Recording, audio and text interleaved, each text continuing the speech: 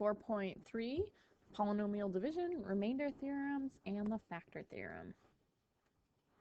Okay, for an example, we have h of x equals x cubed plus 2x squared minus 5x plus 6, or minus 6 actually. And if I were to factor that down, this would be the same thing as x plus 3, x plus 1, and x minus 2. So that means that my factors listed separately are x plus 3, x plus 1, and x minus 2. So what I actually just want to test, you could also just quickly tell me my zeros are -3, -1, and +2. But we're going to actually do out this division just to check to make sure that it goes into evenly.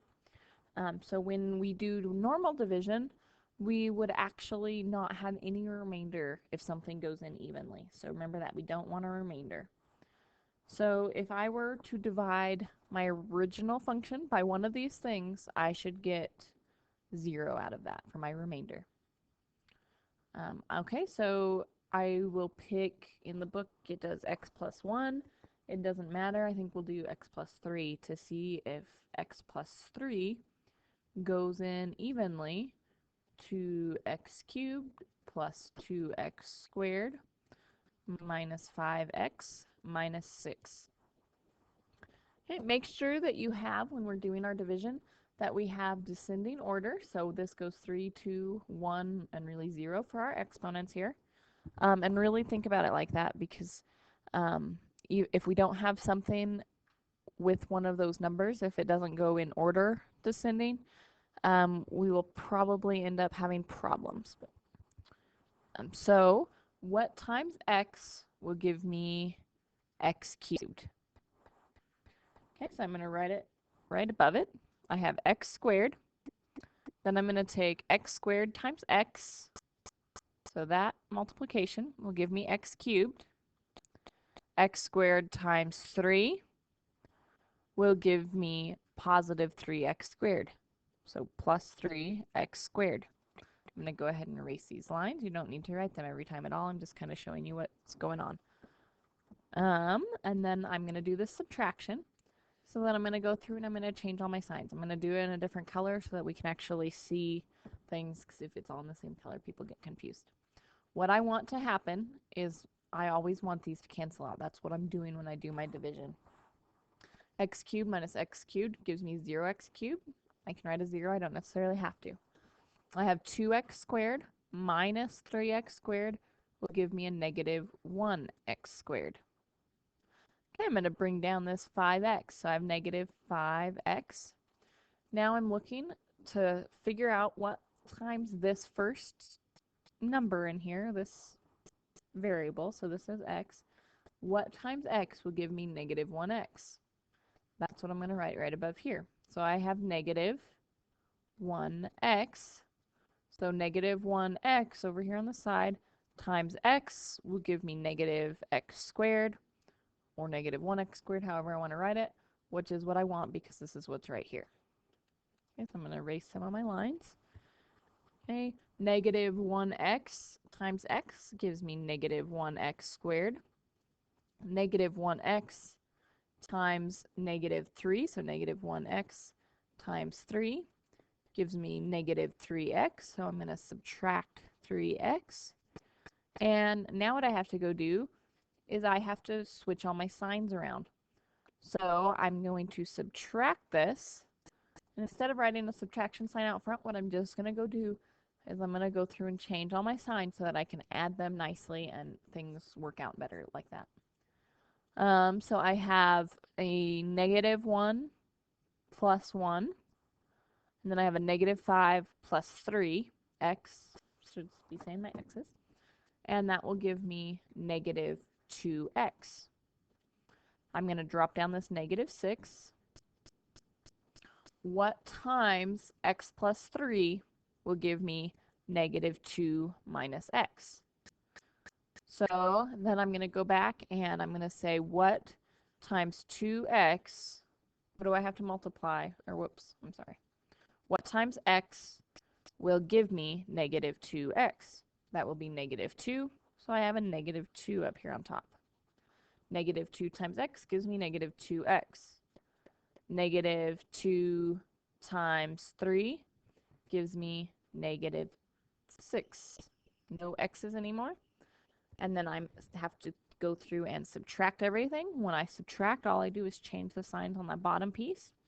So those ones add to 0. I have 0 x's and 0 constants left over. And then I'm left with this guy. So what that tells me right there. Okay, so I'm going to go ahead and erase things over here. And what I want us to do is see what happens with division of something that we believe is not a factor. Since we already have these things factored down, let's pick something random. It can be like x plus 5. And we'll check to see if we can get x plus 5 to go in here and what happens when we don't have a remainder. So I have x cubed plus 2x squared minus 5x minus 6. What times x will give me x cubed? And in this case, it'll be just x squared. So x squared times x gives me x cubed. X squared times 5 gives me 5x squared, so plus 5x squared. Then I'm going to subtract, so I'm going to change all my signs. So minus x cubed minus 5x squared. When I do that subtraction, this goes to 0. 2 minus 5 is negative 3x squared.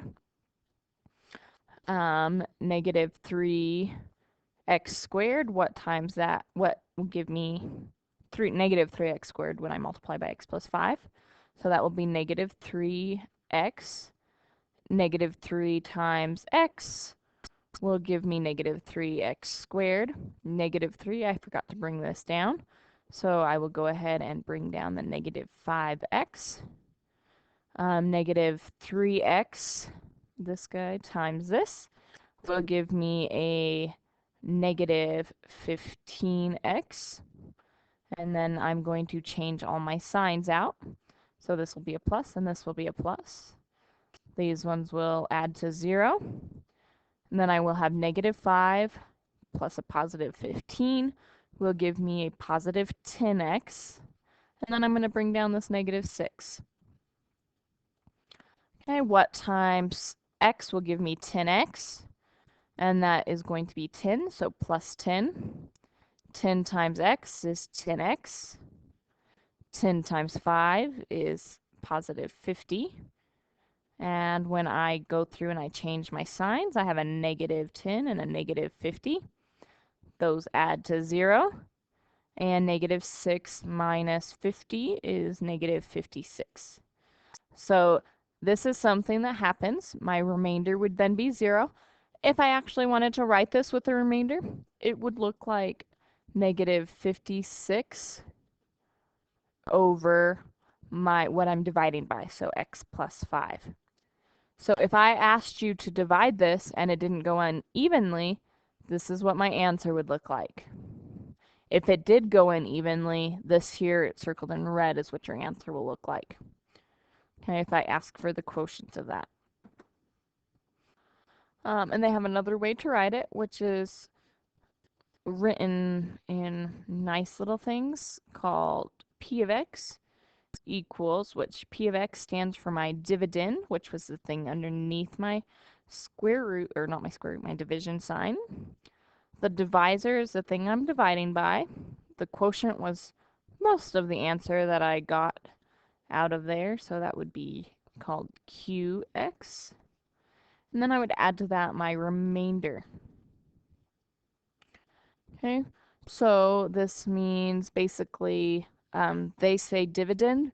Really, it's the original polynomial.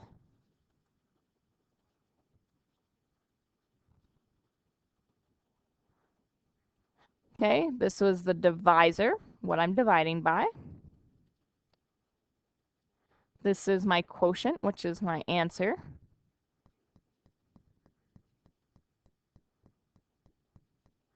And the remainder was just my remainder, not, so hopefully you guys took more room to actually write this. Not this piece. This is the actual remainder. So if I had to write this out And for this particular polynomial over here, I would have x cubed plus 2x squared minus 5x minus 6 equals my divisor, the thing I'm dividing by, was x plus 5. My answer on top was x squared minus 3x plus 10. And my remainder was negative 56. Okay. All this means is that if I were to multiply these out and distribute this x plus 5 throughout things, that I would have the same two things on both sides. So we'll go ahead and do that. So I will have x squared plus, or x cubed, I'm sorry, plus 5x squared minus 3x squared minus 15x plus 10x plus 50 minus 56.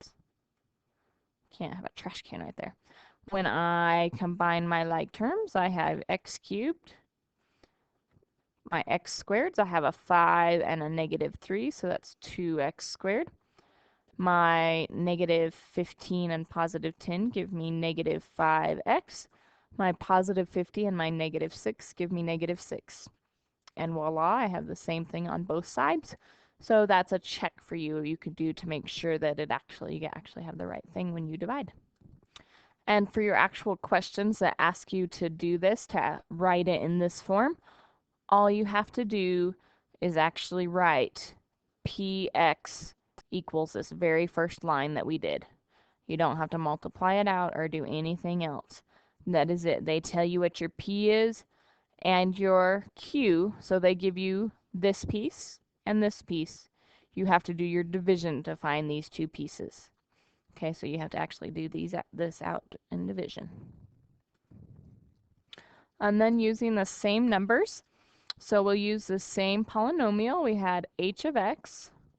Let me move this. Had h of x equals x cubed plus 2x squared minus 5x minus 6. What we're going to do now is called synthetic division.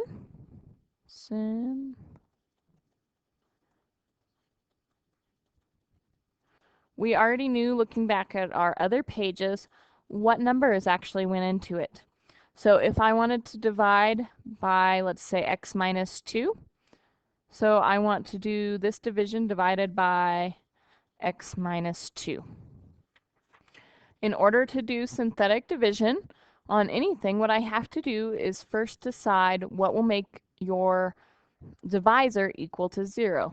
So x minus 2 equals 0, basically just the same rules as factoring. That would mean x would have to equal positive 2. Then to set up synthetic division, I'm going to have a box up here where that number goes in, whatever I'm dividing by. Then I'm going to take my coefficients. So that's basically my divisor. These are my coefficients that will go here. Okay, so I have 1x cubed. I am not writing my x's whatsoever. Then I have a plus 2x squared. I don't write my pluses and I don't write my variables. Then I have a negative 5. And then I have a negative 6. I'm going to leave a space to write, so basically however many spaces you write. I'm going to write a space right here. I have some people that never leave spaces and it always drives me crazy. Underneath the last term, which is always the constant, make sure you don't forget constant terms, even if it's 0. Don't forget the constant. And I'm underneath the constant term, I'm going to have an extra little bar, which when we actually go through and do these things, will represent our remainder. Okay, the first thing I always do is drop down my first thing. So maybe if I have a different color, drop down.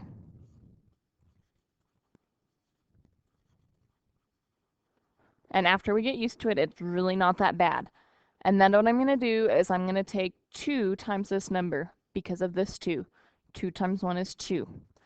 The easy thing about synthetic division, I don't have to try to remember all my sign changes like I do in the longhand division. 2 plus 2 is 4. Then I'm taking this 2 times the 4. 4 times 2 is 8. Negative 5 and a positive 8 give me positive 3. 2 times 3 is 6, positive 6. Negative 6 and positive 6 add to 0. If I look back over here, just from knowing that my factor should be x minus 2, I should think that I should get 0 for my remainder, and that does happen. So my answer in my quotient, if I go back and look at my original thing, my quotient for anything was always 1 less than what my original polynomial was. This happens in synthetic division as well. So my answer will then be, instead of an x cubed, it will be 1x squared. Since it's positive 4x plus 3. I have no remainder. So what this represents to me is that my original polynomial, which is h of x, I just don't feel like writing it out. If you were asked to write it in terms of the other stuff, you'd write that p of x. And it means that x minus 2 times x squared plus 4x plus 3, I would not have a remainder, but I can go ahead and write 0, but it means that these two things multiplied together would equal this thing we have on top. So let's do a few more synthetic divisions to see if things go into it. What we also have is known as our remainder theorem, and that tells us that since we had a remainder of 0, it actually would represent a 0 on the graph. So I will try to show you what that means. So theorem means that if I wanted to find f of negative 1 for some function, usually I guess you would be given what f of x is first of all. So if f of x is x cubed minus 6x squared plus 11x minus 6. The remainder theorem will be used to find f of 1. F of 1 is a pretty simple one to find usually. So I would have 1 cubed minus 6 times 1 squared plus 11 times 1 minus 6. Okay, these are pretty simple to actually find out. So I have 1 minus 6 plus 11 minus 6. So this one will actually come out to 0.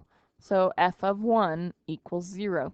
To do this with synthetic division, I'm actually going to plug in the number. I don't have to change the sign at all unless it gives me a factor, which I don't believe in this chapter it really does at all. So I will do 1 up here in my corner box. Then I will do my coefficients. Since they're already in order, it works out nice. I have 1x cubed minus 6, and negative 6, positive 11, and another negative 6. Underneath that negative 6, I need to make my little extra bar thingy-majig. I first of all bring down this 1. 1 times 1 is 1. Negative 6 and 1 is negative 5. Negative 5 times 1 is negative 5. 11 minus 5 is 6. 6 times 1 is 6. That gives me no remainder. This number, no matter what I get right here, will always be equal to what that would be if I plugged it in. So let's do another one into the same value. So if I wanted you to find f of 11, I'm going to put 11 into my box. I have 1, negative 6, 11, negative 6. I'm not always going to get 0, so we'll see what we actually get. I first of all drop down 1. Oops, I forgot my little line. So I have 1. 1 times 11 is 11. Negative 6 and 11 is positive 5. 5 and 11 is 55. 11 and 55 is 66. Okay, 11 times 66 is 726. negative 6 and positive 726 is 720. So if I actually asked you to find the function value, it would mean that f of 11 equals 720. This multiplication is usually a whole lot easier than actually doing f of 11 equals 11 cubed minus 6, 11 squared plus 11 times 11 minus 6. Either way, I will get the same 720, but generally these are a little bit easier to process your numbers with. Okay, so this is our answer. So some of the questions ask you to use synthetic division to determine whether the numbers that they give you are zeros of the function. If they are a zero, you will get 0 for your remainder. So 1, in this case, is a 0 of the function. Of fun. 0 of fun. 11 is not, because I did not get 0 over here. They also kind of write in after this, they kind of go into your factor theorem, and I'm going to just try to write it down here. Your factor theorem says that if f of some number, which they use c, it doesn't matter, then x minus that number is a factor. This is kind of things that we're already used to doing. All that means is if f of 1 equals 0, then x minus 1 is a factor in this case. And so what that actually represents is x minus 1 is times x squared minus 5x plus 6. Those two things equal this original thing. So what you're actually asked to do then is to completely factor some things. And so in this case, if I were to finish factoring this guy, I would have x minus 1 over here. Sorry that I'm like trying to shove everything onto the same place. I just don't want to have to rewrite any of the same stuff. And then I'm looking for two numbers that multiply to 6 and add to negative 5. So that would have to be negative 2 and negative 3. So these would be my factors, and my zeros would be 1, 2, and 3. So a few of the questions ask you to completely factor stuff and then graph it. What you're going to do is you're going to find your zeros. The easiest thing to do is going to be actually to plug in those zeros, or to plug in just random numbers into your synthetic equation, synthetic division. Pretty much, it looks like all of them. I would try 1, negative 1, if those don't work, 2, negative 2. Most of those will work out easily. And I also just want to show you a real quick step about how I could take this piece here and actually, if I had this stuff left over. So I'm going to go to a different page, and that didn't copy very well at all. So then when I recopy this, I can then continue to do synthetic division even on this like already factored piece. So even though a quadratic is usually pretty simple to factor, what I'm going to do is then continue to put just this piece into the synthetic division. So all of our examples have happened to just be 4 long, but they can be as long as we actually need them to be. So in this case, I will have a 1 for my x squared. I will have a negative 5 for the x term, and then plus 6. I don't have a plus sign, just 6. I will leave a space. I will have a bar underneath my constant term, which is 6. And then now I'm going to plug in some numbers that I think will make this work out. If I kind of thought I knew my factors, you could try your factors in here.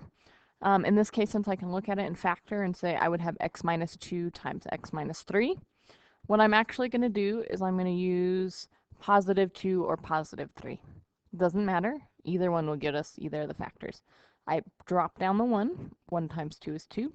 Negative 5 and a positive 2 is positive 3. 2 times 3 is 6. This is a negative 3. This is a negative 6. And that adds to 0. So this will be 1x minus 3 is what I have left over when I divided by x minus 2. This always has the opposite sign of what my actual factor would be. And from this guy right here before, I still have the x minus 1 out front. As soon as I have no x squareds or anything bigger than an exponent of 1 on all my x's, then I'm done factoring. I wouldn't necessarily have to write a 1 in front of the x, so this is how I would find the remainder of them by using synthetic division. Okay, I think let's do number 11 for synthetic division real fast. And it has 2x to the 4th plus 7x cubed plus x minus 12. And it has it written out like divided by x minus 3, x plus 3. So there are a few different ways that you can write it. Your book does a good job of just writing it one way, but I want you to know what it means if I have it written any other way as well. I could also had it written as x plus 3 on the bottom, and if I had it written like that, I wouldn't see any of this stuff at the end. So you can see it multiple ways, and I still want you to realize that the same thing is going on. This is division. So what will make this bottom piece equal to 0 is what I have to ask myself for the synthetic division, and x would have to equal negative 3 at the bottom. Okay, so we're plugging in negative 3 into our synthetic division, and we're going to see if this goes in evenly. My constant of my x4th term is 2, or coefficient, I'm sorry, my coefficient of my x cubed term is 7. My coefficient of my x squared term is 0. I'm going in descending order and I'm missing an x squared. My coefficient of my x term is 1, and my coefficient of my constant, or just my constant, is negative 12. So just do not forget these zeros. They're important. They're a placeholder. Okay, underneath my constant term, I have my bar to separate my remainder from the rest of it. I bring down my 2. 2 times negative 3 is negative 6. 7 minus 6 is 1. 1 times negative 3 is negative 3. 0 minus 3 is negative 3. Negative 3 times negative 3 is positive 9. 9 and 1 is 10. 10 times negative 3 is negative 30. Negative 30 and negative 12 is negative 42. And the ones that ask you to use the synthetic division ask you for your quotient. And it wants you to write it as q of x. And that will be what basically our answer would be if we use long division. So it would be 2x cubed plus 1x squared minus 3x plus 10. And then it also asks you for your remainder. Your remainder in this case, we will denote it with an r of x equals negative 42. I really don't like writing this way. As long as you do your quotient and your remainder, I'd also ask you to rewrite it in the following form. So I have 2x cubed plus 1x squared minus 3x plus 10 minus 42 over what I was dividing by, and I was dividing by x plus 3, so x plus 3. This is, I think, more of a realistic kind of term. Although if they're asking you for the remainder, this is what you're asking. But really, we don't use remainders very much anymore. We usually write it as a fraction, even when we're using long division. And just remember to use whatever sign they have in front of this remainder. So I wrote minus 42. You could have also wrote it as plus a negative 42. Either way. I want you to do work on page 326. And I have numbers. I want you to do number 1. And then I want you to do 3 through 72 by 3s. But make sure you actually do 1 as well, so you can have more than one of those type of problems.